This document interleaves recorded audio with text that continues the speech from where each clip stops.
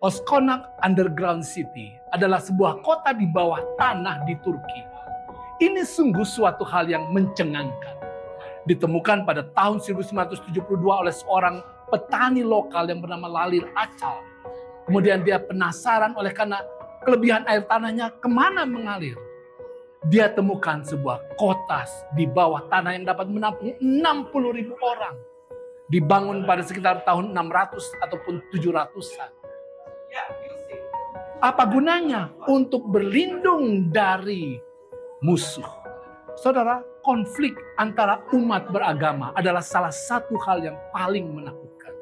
Dari zaman ke zaman, berjuta-juta orang tersiksa dan tewas.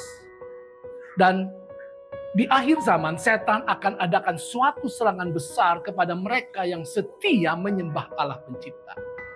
Perhatikan ayat-ayat ini, Wahyu 13 ayat 10. Barang siapa ditentukan untuk ditawan, ia akan ditawan. Barang siapa ditentukan untuk dibunuh dengan pedang, ia harus dibunuh dengan pedang. Yang penting di sini ialah ketabahan dan iman orang-orang kudus.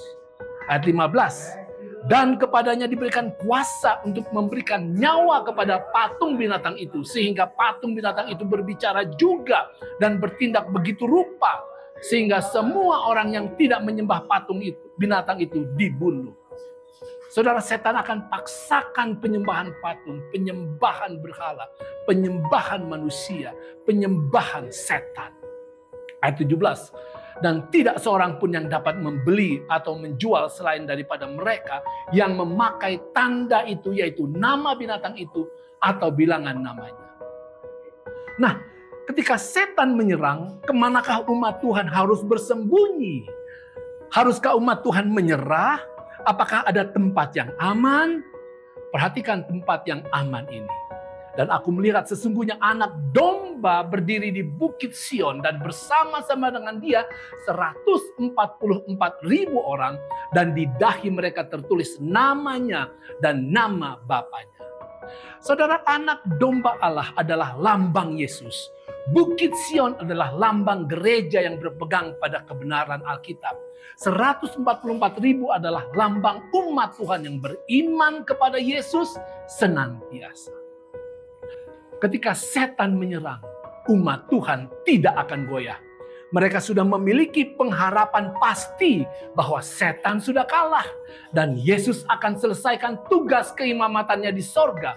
Lalu segera Yesus akan datang ke dunia untuk menjemput umatnya.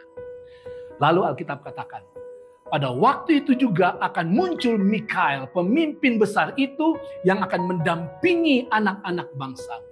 Dan akan ada suatu waktu kesesakan yang besar. Seperti yang belum pernah terjadi sejak ada bangsa-bangsa sampai pada waktu itu. Tetapi pada waktu itu bangsamu akan terluput. Sehingga barang siapa yang didapati namanya tertulis dalam kitab itu. Apa ini saudara? Begini, selesai pengantaraan di surga, Yesus akan segera datang ke bumi. Tetapi sebelumnya Tuhan akan mendatangkan masa kesusahan yang sangat-sangat besar di bumi. Seperti yang belum pernah terjadi. Akan sangat menakutkan. Tetapi umat Tuhan tidak akan alami malapetaka itu. Seperti pengalaman orang Israel bersama Musa di Mesir. Itulah ketujuh malapetaka dalam Wahyu 16 dan 17. Yang akan menimpa orang-orang yang menolak Tuhan sebagai pencipta. Apa tujuan malapetaka itu? Apakah itu sebuah serangan balik Tuhan kepada para pengikut setan? Wahyu 16 ayat 9 katakan. Dan manusia dihanguskan oleh panas api yang dahsyat. Dan mereka menghujat nama Allah yang berkuasa atas malapetaka-malapetaka itu.